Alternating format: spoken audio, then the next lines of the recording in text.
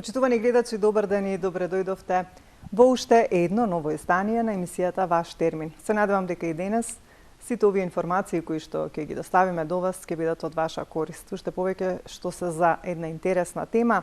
А впрочем тоа е кога ние сите нели понекогаш ќе приметиме дека имаме повеќе килограми од што треба, нели секогаш бараме некој совет како да ги намалиме. Сега тука нели постојат различни пристапи до тоа како да се дојде до посакуваната нормална тежина и за таа цел ние денеска одлучивме да проговориме малку на оваа тема. Уште повеќе што многу ми е драго што она што го кажав и на почетокот со магистар Татјана Павлова, која што навистина и благодарам што во секоја емисија подготвува посебно прилози поврзани со нутриционизмот. Денеска токму таа е во моето студио, односно во студиото на телевизија Сонце и ќе ни каже нешто повеќе за ова како да најдеме начин за правилно да ја менаџираме дебелината или да правилно знаеме како да ги намалиме килограмите, меѓутоа на здрав начин. Тоа е многу важно.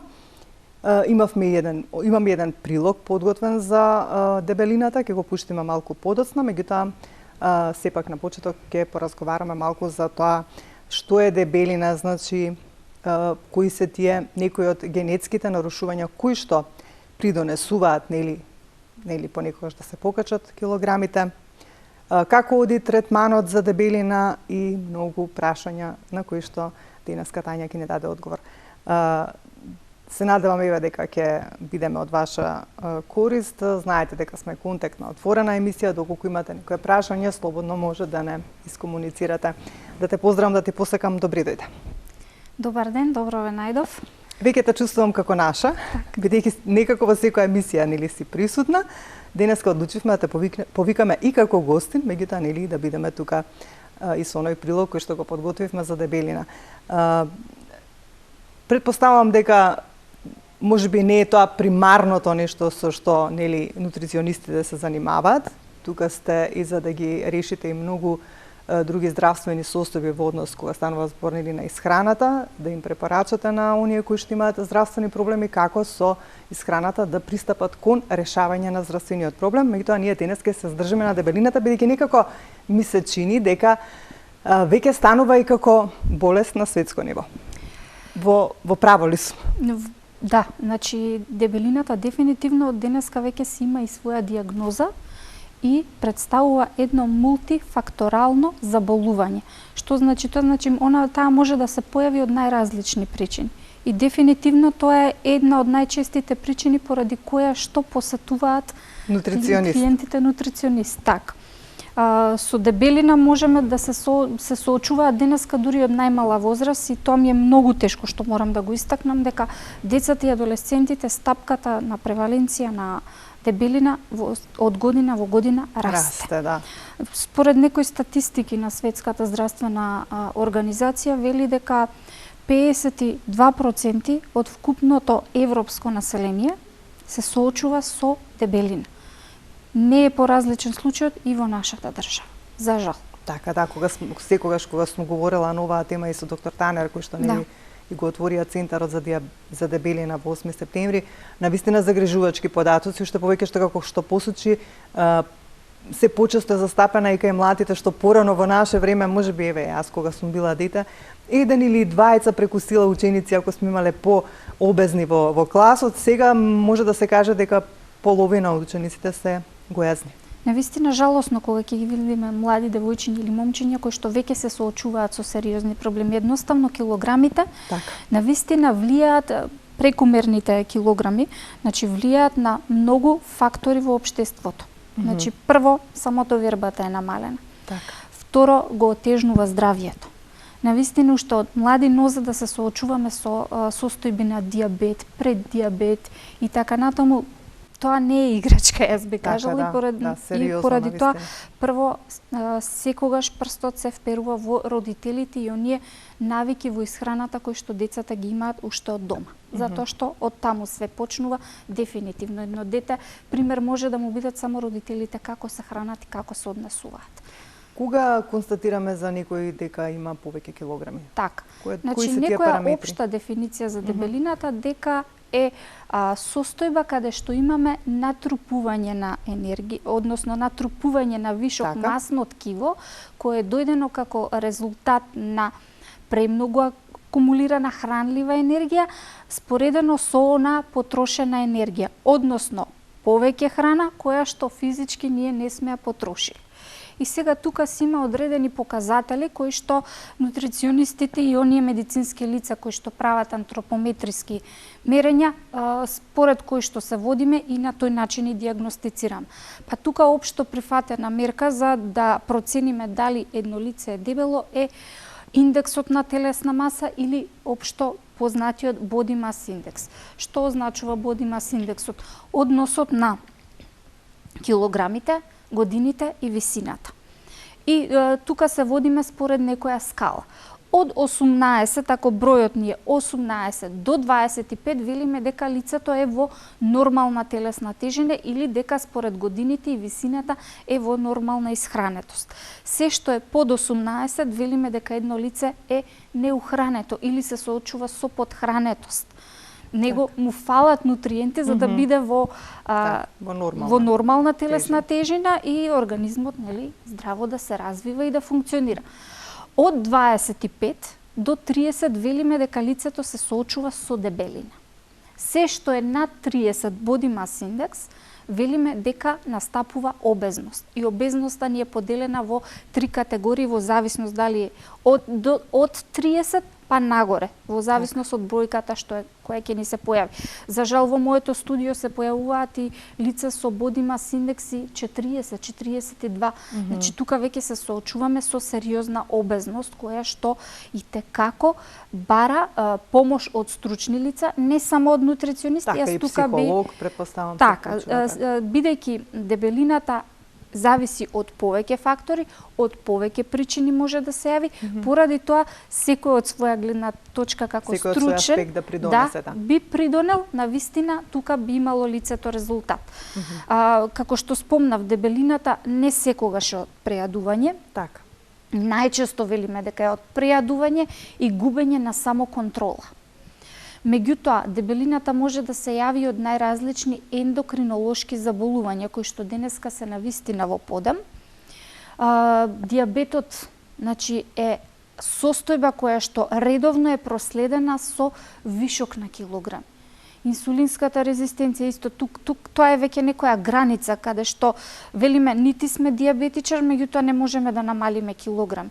Тоа е првиот знак кога веќе треба малку посериозно да обрнеме внимание на килограмите. Значи, потоа бременоста би ја спомнала како период кога жената навистина има поголеми енергетски потреби, меѓутоа после породувањето мораме тие енергетски потреби постепено на здрав начин, не велам со рестриктивни диети и рестриктивно отстранување на намирниците, мораме тој енергетски внес да го намалиме, бидејќи ако не го намалиме, сме под голем ризик фактор дека таа дебелина и понатаму ќе остане и ќе ни представува одреден проблем. И да не заборавам да спомнам дека одредени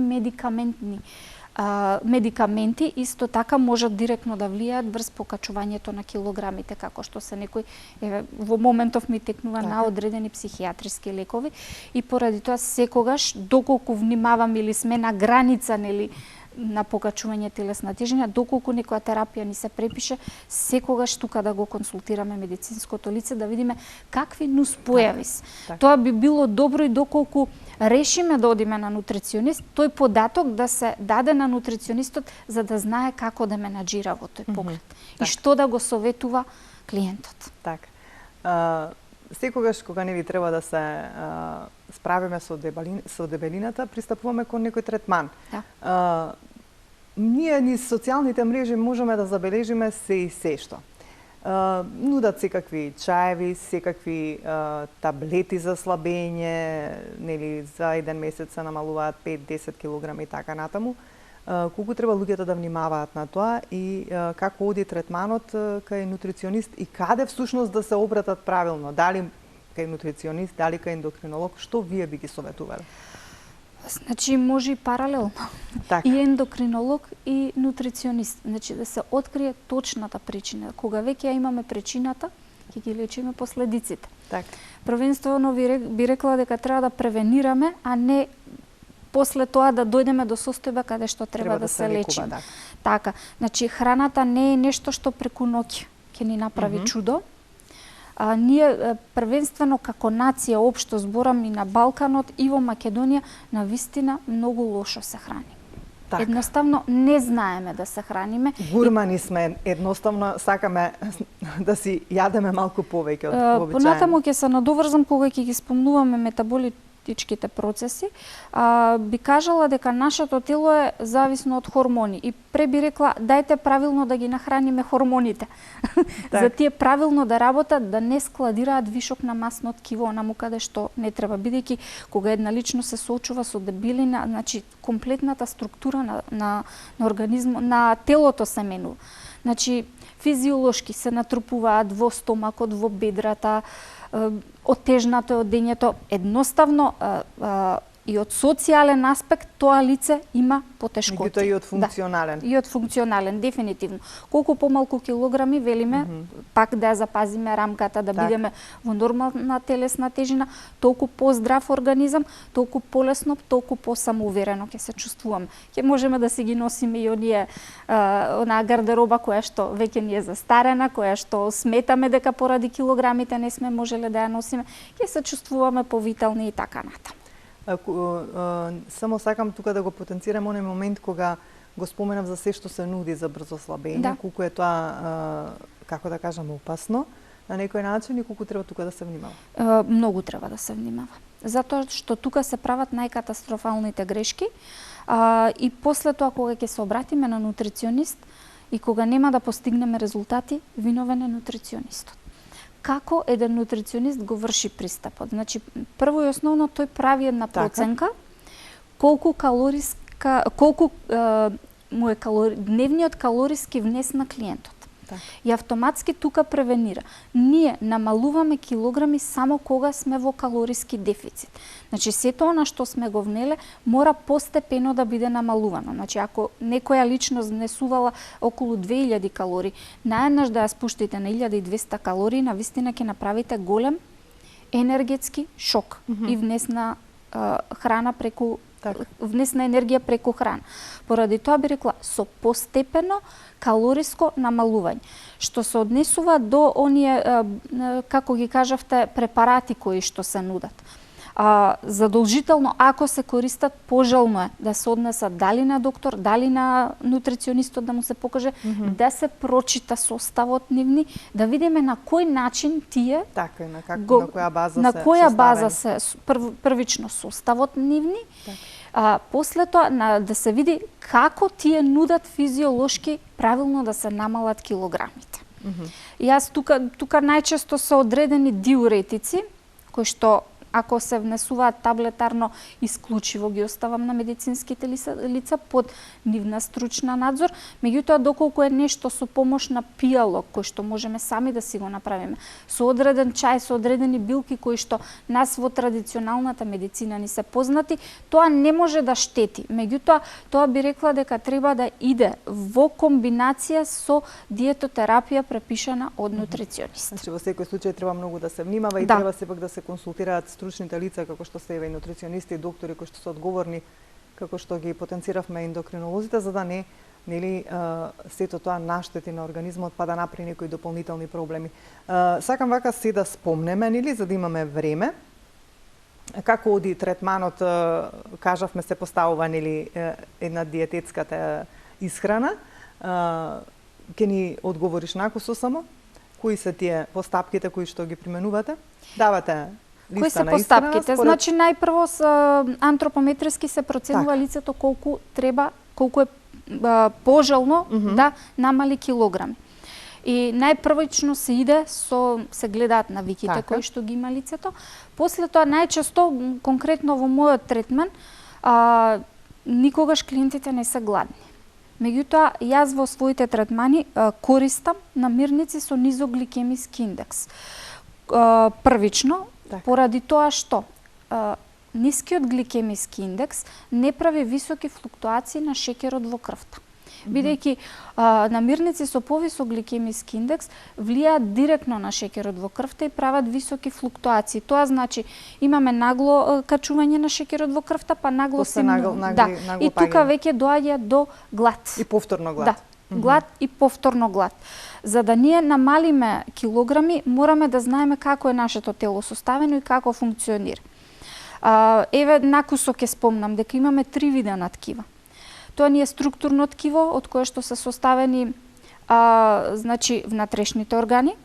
После тоа имаме резервно ткиво, кое што ја обликува нашата силуета, би кажала јаболчниците, градниот кош, дланките, стапалата и така натаму. И на крај имаме патолошко или темно ткиво, кое што се масни наслаги, кои што треба да ги намалиме. И сега кога идеме кон одреден рестриктивен пристап, најпрво резервното ткиво се намалува, односно ќе приметиме болка кај во дланките, вкочанетост во одредени зглобови, болка вака која ќе се допреме околу синусите, значи сме го тргнале резервното ткиво.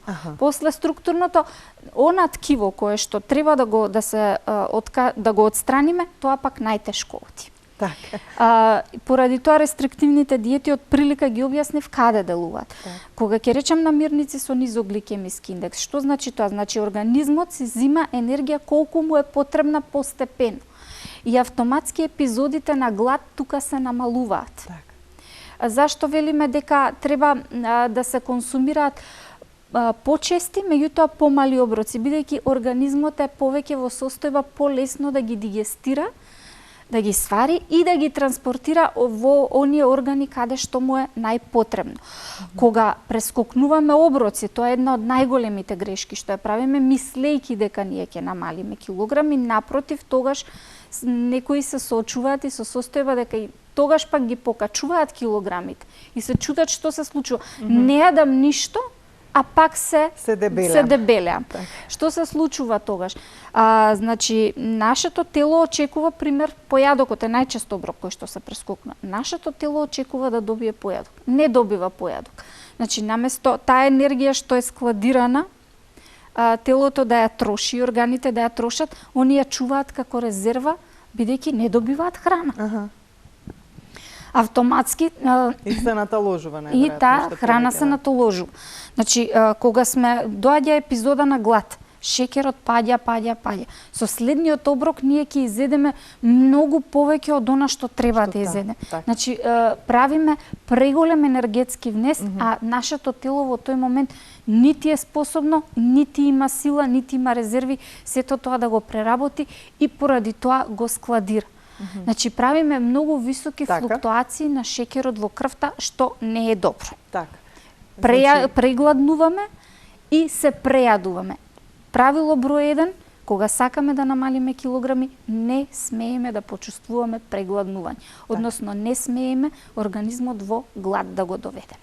Претпоставам дека тој момент го пореметува метаболизмот и му дава погрешни сигнали да не работи како што треба, правилно, и тука се случуваат тие грешки. Нашето тело е хормонски зависно. Значи, наутро се лачат одредени хормони, навечер нас не требаат други хормони. Заради тоа, уште преска реков, ние треба да се водиме буквално како функционираат хормоните и како работат, тоа во текот на денот да му го даваме на организмот. Ќе го спомнам кортизолот, хормон на стресот, хормон на будноста. И тој е потребен во текот на утрото, затоа почнува да се лачи некаде од 4 саат на утро. Па постепено како денот расте, значи неговото ниво се зголемува. Зошто е кортизолот најзначаен за појадокот, бидејќи кортизолот помага во разградување и на масти, и на протеини, и на јаглехидрати. Зашто велиме потребен мастите, особено еве сега е период кога се консумира помасна храна, како што би ја спомнала сланината, како што би ги спомнала джимиринките. Тие се буквално храна за кортизолот. И зашто да не ги дадеме во утринскиот период, а ние ги консумираме навечер. За да може во текот на денот да се потрошат. Значи да се потрошат и да може кортизолот правилно да работи, односно да ни помага во ситуациите на стрес. Од друга страна, наутро се лачи ензим липаза. Липазата ги разградува мастите. Ете, тука ќе ги спомнам и липосолубилните витамини. Кога ние суплементираме витамин А, витамин Д и витамин Е, најпожелно е да ги суплементираме во утринските часови, односно во првата половина на денот, бидејќи тогаш нашиот организам најдобро може да ги лачи. Како одминува денот, нас кортизолот треба да ни се намали и да зимаме храна која што ќе ни го поттикне лачењето на мелатонин, за да имаме добар сон. Така. Сега, моментот е исто така секогаш се препорачува, односно и вие нутриционистите, па и нели воопшто секогаш се препорачува да се пие за правилен метаболизам 1,5 до 2 литра дневно вода. Зошто е толку важно многу вода да консумираме? Знаеме дека нашето тело 70% е составено од вода. Дали е тоа главната причина или за сите овие процеси да се одвиваат нормално, за да може нели слабењето да се одвива нормално? Водата значи живот, не случајно, да, многу пати сме го случаи. Да, и не мора да бидеме во процес на слабење, тоа и во секојдневието се извинувам кога на секој човек му е потребно да се напие и да испие толку количество на вода за да нели правилно работат и се одвиваат сите физиолошки процеси. Колку вода му е потребно на едно тело, тоа е индивидуално. И исто така тоа го констатираме при самиот нутритивен преглед. Значи бројот на килограмите помножено по 35, гледачите сами можат да си откријат колку вода им е потребно во текот на денот. Затоа ќе кажем и пиењето вода е индивидуално. Така, меѓутоа горе-доле треба по литро и пол да пиеме. Од прилика литро и пол до 2 е нешто што е препорачливо. Водата можеме ние да ја внесеме и преку течности. Значи, например, некому му е посладко ако малку вкусот го смени со неколку капки лимон или доколку стави неколку боровинки внатре или друго некое овошје.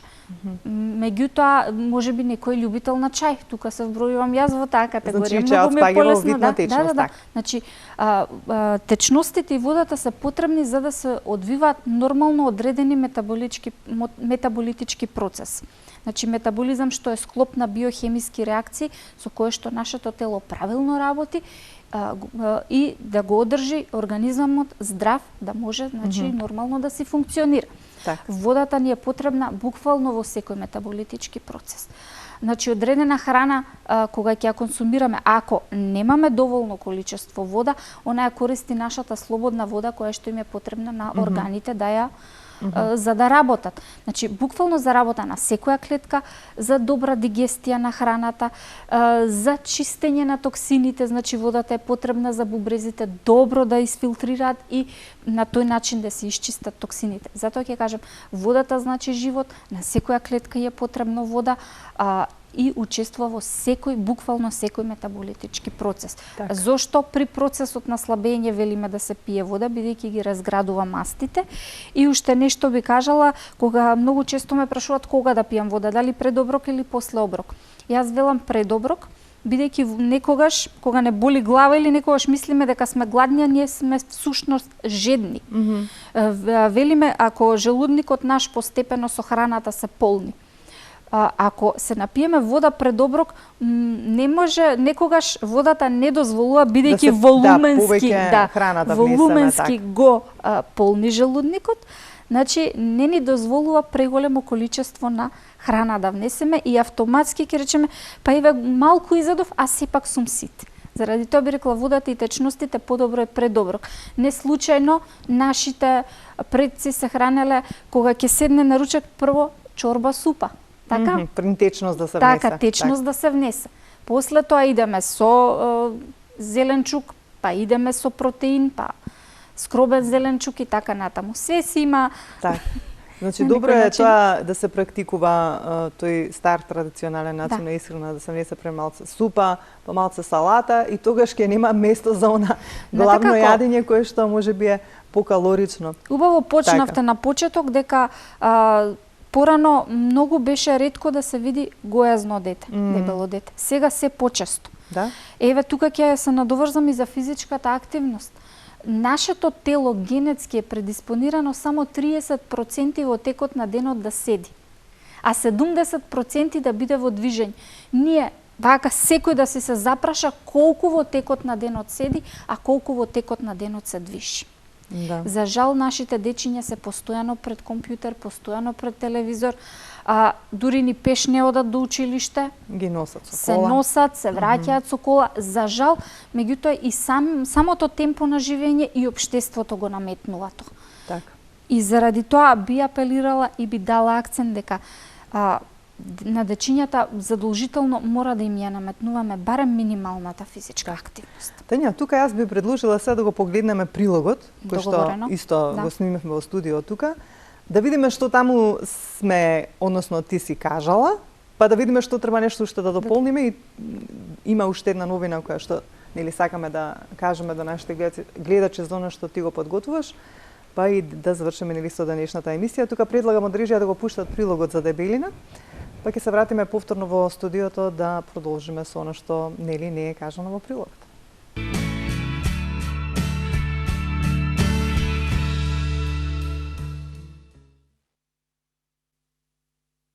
Кога станува збор за дебелината, бројките кои што Светската здравствена организација денеска ни ги посочува се дека околу 52% од светското население се соочува со дебелина.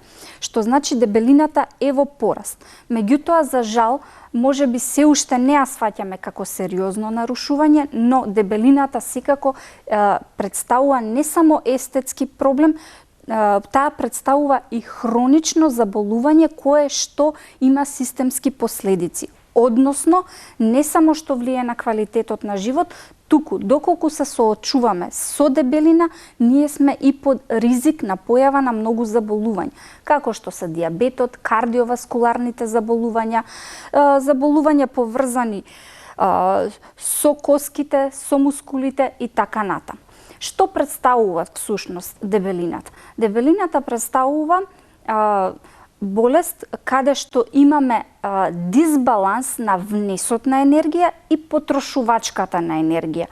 Односно, сето она што сме го внеле преку исхраната, од најразлични причини, дали е тоа лош стил на живење, дали е тоа немање самоконтрола, дали е тоа потреба едноставно од преголема количина на храна од една страна и непотрошената енергија, односно немањето ниту на минимална физичка активност, доведува до едноставен дисбаланс на организмот. Дебелината има и може да биде настаната и како резултат на одредени генетски нарушувања. Постојат одредени симптоми, постојат одредени синдроми, меѓутоа тие се отприлика околу 1% од светското население, но каде обрнуваме внимание дали имаме генетски потенцијал. Доколку двата родители се соочуваат со вишок на телесна тежина, велиме дека ризикот за детето да се соочува со дебелина се 80%. Односно, доколку едниот родител е со покачена телесна тежина, а другиот е во нормална телесна тежина, велиме дека тука ризикот е 40%. Од трета страна пак, доколку двајцата родители се со нормална телесна тежина, ризикот е нели мал, односно станува збор за некои 5 до 10% каде што би постоела некаква можност детето да се соочува со дебелина. Во третманот на дебелина, бидејќи таа е мултифакторална болест, може да учествуваат, односно учествуваат повеќе области, како што се ендокринологијата, како што се кардиоваскуларните заболувања, како што се ортопедските заболувања и така натаму. Во зависност од кој сегмент дебелината прави проблем. Диетотерапијата е број 1 кога се соочуваме со дебелина и најчесто помош бараме преку редуцирање на исхрана. Кога ние намалуваме телесна тежина намалуваме кога имаме енергиски, односно калориски дефицит. Првично, за да знаеме дали се соочуваме со дебелина, потребно е да се направат одредени како што се крвни параметри, дали ќе се испитаат хормони или други параметри кои што медицинското лице смета дека би биле причина за појава на дебелина. После тоа се прават одредени антропометриски проценки како што се пресметување на body mass index или индексот на телесна маса, кој што велиме дека треба да биде доколку личноста е во нормална телесна тежина, треба да изнесува до 25, или тоа би бил однос на висината, тежината и старосната граница. После тоа значаен параметар е замастеноста на телото. Поради тоа секогаш апелираме кога се оди на нутриционист или кога се оди на одреден преглед, да се испита процентот на замастеност на телото и да се испитаат висцералните масти. Висцералните масти се мастите кои што ни се натрупани внатре во организмот околу внатрешните органи. И тие представуваат показател дали лицето е во некоја загрозувачка состојба, можеби и најчесто се поврзани со појавата на дијабет. Велиме дека висцеларните масти се во нормална граница ако се од 1 до 9 во зависност нели од апаратот кој што ги испитува висцеларните масти, се што е над веќе представува ризик за појава на одредени заболувања. Откако ќе направиме антропометриска проценка, ние секогаш пристапуваме првично со диетотерапија, односно со намалување на калорискиот внес. Од прилика, доколку за еден здрав маж потребен е калориски внес од 2 до 2.500 калории, ние прво правиме проценка колку калории внесува во текот на денот и преку исхрана постепено ги редуцира. Значаен момент во диетотерапијата е да се има редовни оброци. Понекогаш немањето редовни оброци буквално го збунува организмот. Кога ние не му даваме енергија, едноставно тој не може да троши и сето она што го има во резерви го чува во адипозно или масно ткиво. После тоа, значи, се зголемува внесот на вода, се зголемува внесот на диетални влакна и исто така се препорачува физичка активност. Физичката активност во третманот на дебелина игра клучна улога, бидејќи преку неа можеме да си помогнеме да ја намалиме ситоста на организмот, односно да влијаеме на одредени хормони кои што ни предизвикуваат глад, од друга страна потребата за благо се намалува, сето она што сме го внеле имаме начин како да го потрошиме и едноставно физичката активност ќе ни даде повеќе енергија и волја за живот. Постојат и други начини на третман на дебелината, како што е медикаментна терапија, секако тука учествува исклучиво на медицинско лице, затоа и препораките се секогаш од медицинско лице и има некои лекови кои што се препорачуваат и кои што директно влијаат на хормоните на глад или на ситост и на одредени ензими.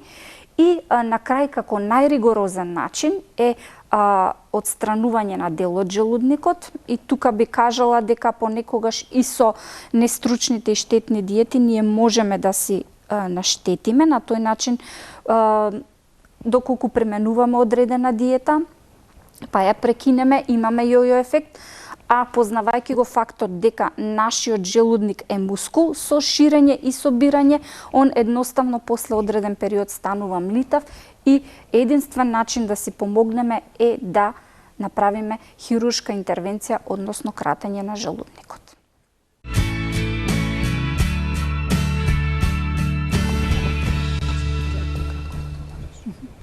Да, еве, она што можевме да го слушнеме во овој прилог кој што го подготвивме Тања нели малку поодамна. Решивме да го споиме со денешната тема, можеби некои работи беа повторени, меѓутоа имаше и работи што не ги кажа. Сега во продолжение само да потенцираме кои се тие диети кои што не треба да се применуваат или кои се тие најчести грешки кои што ги правиме во исхраната. Така е, многу често сами на себе сакаме нутриционисти да бидеме и прибегуваме кон начини на исхрана кои што се или високо рестриктивни или со елиминација на одредени макронутриенти. Значи макронутриенти кои што треба да бидат содржани во секој оброк се протеини, јагли, хидрати и масти. И тие процентуално се пропишани колку треба да се внесуваат. Значи ниту еден макронутриент не треба да биде отстран. Денеска ни се сем повеќе популарни еве би ја кажала кето диетата, која што работи на принцип на отстранување на јаглените хидрати и го доведува телото во една состојба кетоза, што велиме, која што неколку пати апелирам дека е живото загрозувачка. Значи самиот многу ја применуваат. Значи има резултат во намалувањето на килограмите, меѓутоа доколку размислуваме, доколку мислиме за нашето здравје, апсолутно не треба да се применува. А оние кои што применуваат диета само со овошје, со зеленчук, дали тоа е здраво? Значи постојат Значи само на овошје да бидеме, тоа е исто како да сме само на шеќери. Автоматски, значи тука доаѓаме до дефицит на некои микроелементи како што е железото.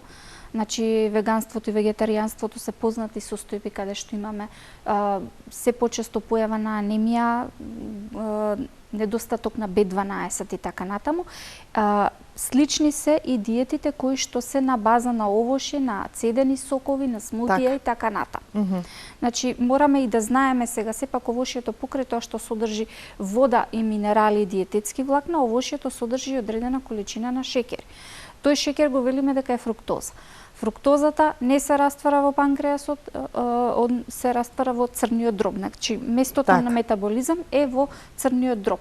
Доколку тој шеќер не се искористи, автоматски се претвара во холестерол. Неискористен шеќер, црниот дроб го претвара во холестерол или го складира во адипозно ткиво. А вака ако размислиме тие личности кои што се само на овошје, велиме физичка активност за да се потроши тој шеќер, тие енергија немаат, а камоли да бидат физички активни. Така, да. Значи тоа не е во ред. Да. Протеинската диета? Протеинската диета е многу слична со кето диетата. Значи, нашиот организам си има и одредена количина на протеини кои што во текот на денот, тука се бубрезите првенствено страдаат. Протеинската диета не на долг рок, би кажала. Не можеме во текот на денот како одредени билдери што консумираат по една табла јајца. Тоа е навистина оптеретување. И за организмот, особено за бубрезите. Така, значи тука те се внимава.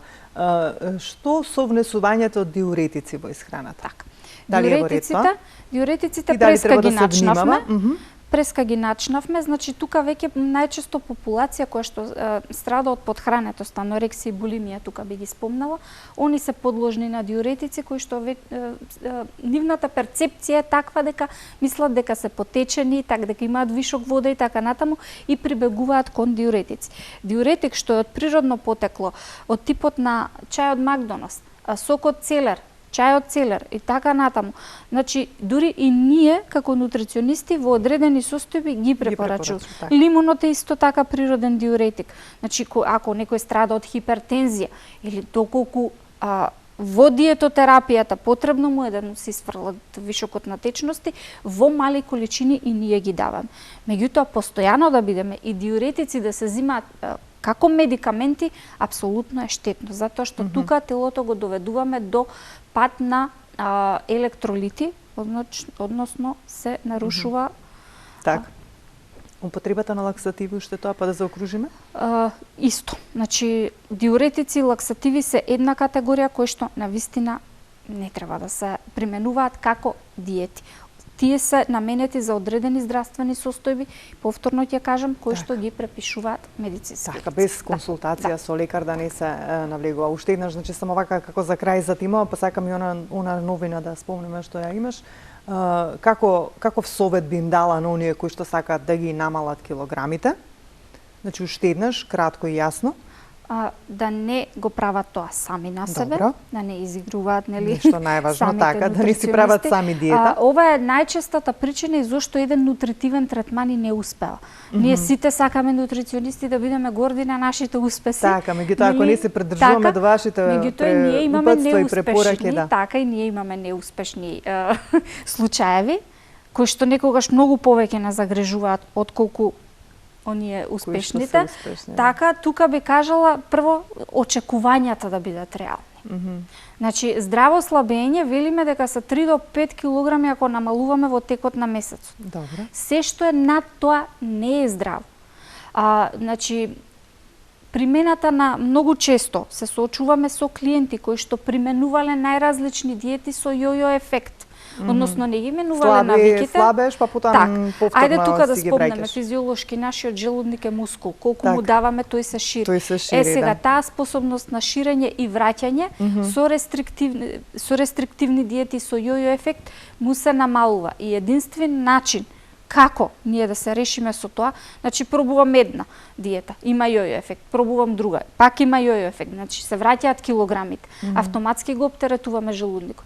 И во тој случај помош е само кратење на желудник, значи одредено оперативно. Тоа е многу ризично и така натаму. Значи првично очекувањата да бидат реални.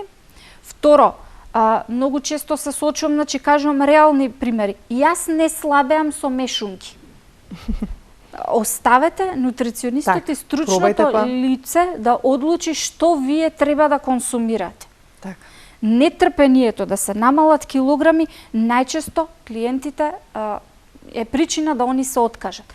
И факт е, значи тие килограми се натрупувале со години. Не може преку ноќ, така да, треба малку време. Постепено не може да се оди преку ноќ. Така, значи да бидат трпеливи, да ги слушаат вашите совети веќе кога ќе дојдат кај вас, да со таа цел и да се придржуваат до нив и нели да не очекуваат и намалување на 1 килограм е намалување, да. Ќе станат манекенски типови, што се вели.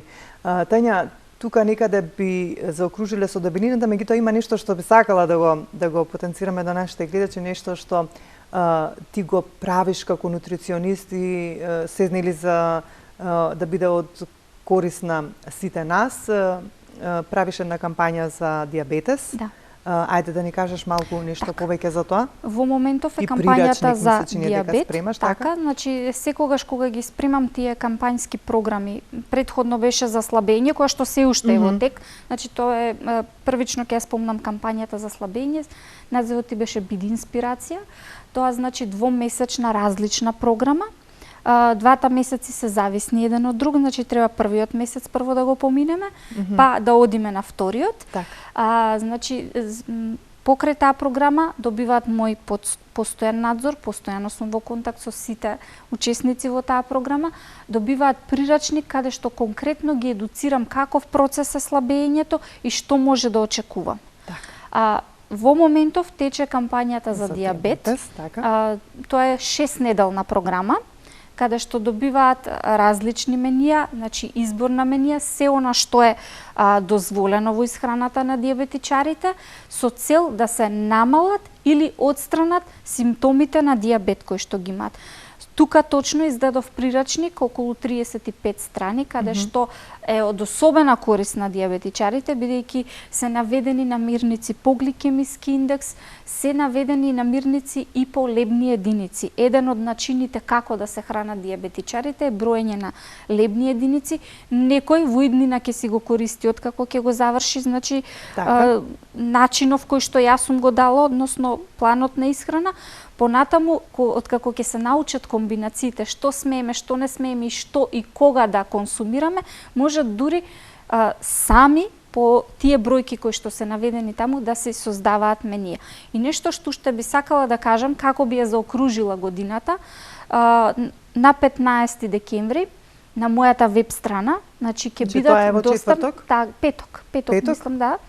Значи веќе ќе бидат достапни и само прирачниците за продажба. Тука е како да живееме со диабет прирачник, Биди инспирација, односно што све сакам, што све треба да знам за да намалам килограми, со 15 рецепти гратис и за една категорија на која што мислам и тоа како дека сме им потребни ние нутриционистите, исхрана при гестацијски диабет со 10-дневно мени. Значи тоа ќе биде така како една круна на оваа година за се што работев, бидејќи сепак нашата работа не е само да правиме планови на исхрана, ние сме тука и да едуцираме и да оставаме литература за нас. Така. Каде можат овие прирачници да ги најдат нашите граѓани доколку се заинтересирани? Ќе бидат во електронска форма достапни на мојата веб страна www.nutritionstreet.com. Или пак на социјалните мрежи јас сум достапна, секако во порака може да ме сконтактира, да преку мејл да си ги испечатат и да си ги имаат. Нема да бидат, ќе бидат со некоја символична цена. Си размислувала да ги издадеш како нели посебни изданија со преку печатнициве, па некако да бидат достапни и по некои книжарници и така. Тоа е следен чекор кој што ми е предвиден за почеток на 2024 година. Знаеш зошто тоа го велам? Заради тоа што повеќето можеби од оние кои што сакаат да го добијат немаат социјални мрежи, некако им е полесно можеби да појдат да си го купат како издание. Пака сега и првпат јавно ќе открием дека почетокот на годината во соработка со мојата колешка Маја Велковска од Кавадарци ние припремаме постручен прирачник за деца со посебни нутритивни потреби. Значи тој ќе биде наменет конкретно за детската возраст, за дечиња кои што се сочуваат со дебелина, со дијабет, со анемија, дечиња со моторички проблеми, за жал. Така, да. Што не можат тврда храна да консумираат. За жал дечиња болни од целијакија и интолеранција на лактоза. Стартот на годината очекуваме во печатено издание, конечно нашиот проект да биде веќе достапен. Би сакала и да ти искористам сега кога си веќе тука, нели? Еве за оние кои што денеска ќе не следат, сега нели доаѓа време на слави, на празници, Нова година, Божик, некако кај нас тоа е нели една традиција каде што навистина подготвуваме многу храна, па колку треба да внимаваме при внесот на храна, се со цел нели еве и на пијалокот кој што ќе го консумираат оние кои што ќе слават Нова година да биде во нормални количини за да не дојде нели до некои токсиколошки состојби. Токму тука сме исто така многу потребни. Ќе направиме ние посебен прилог, меѓутоа секогаш апелираме. Алкохолот првично еве ќе се надоврзам бидејќи темата денеска ни е менаџирање на килограмите. Алкохолот дебеле. Алкохолот и тоа како? Значи 1 грам алкохол содржи многу калории. Поради тоа јас би апелирала да внимаваат на комбинациите алкохол со сокови, значи самиот алкохол да не се додаваат дополнително шеќери. Во тој случај нема да имаат никаков резултат врз намалувањето на килограмите, ќе стојат толку, нема да мрднат. Втор момент во однос на алкохолот. Значи алкохолот е доволен да не расположи, не да не опие и да не знаеме едноставно што понатаму. Што се вели се со мерка, една чаша е доволна. Една чаша е доволна и ако мене ме прашаат кој избор на алкохол треба да се направи, тоа е виното секогаш, особено црвеното, поради количеството на танини и ресвератрол како антиоксидант.